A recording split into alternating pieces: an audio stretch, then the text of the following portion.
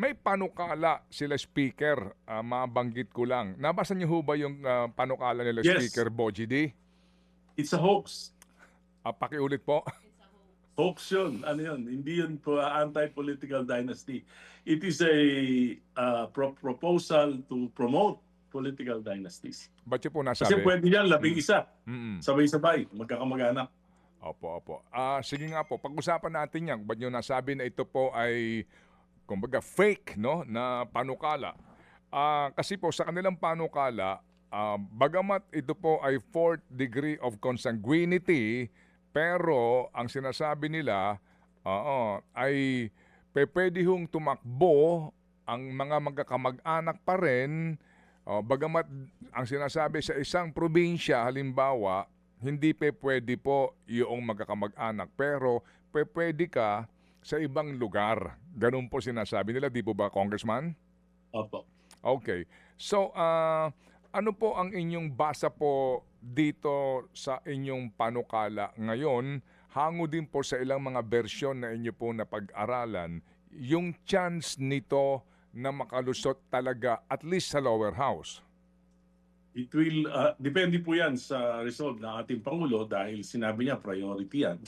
So dapat ay, may tumawag po sa akin, isang kaibigan ko, sabi nga pinag-aaralan ng Pangulo at tinanong nga sa akin kung ano yung version ko para siguro mapag-aralan nila at depende po talaga yan sa Pangulo dahil yung pong frame of mind ng mga political dynasties, akala nila sila talaga yung regalo ng Diyos sa bayan nila eh.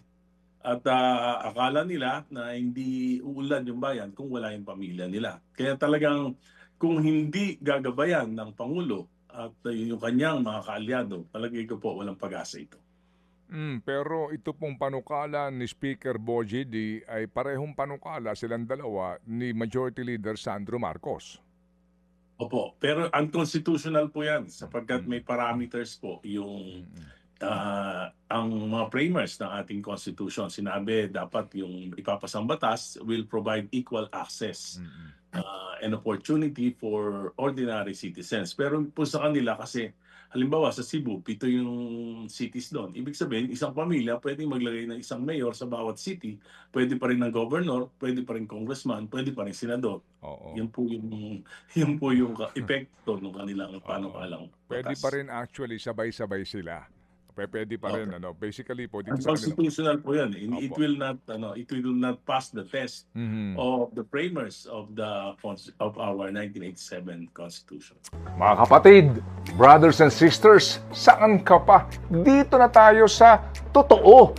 Dito na tayo sa True FM. Mga kapatid, mag-subscribe and follow po kayo sa social media accounts ng True Network PH. Yan po kami, hanapin nyo lang True Network PH, Facebook, Instagram, YouTube, TikTok, and podcast.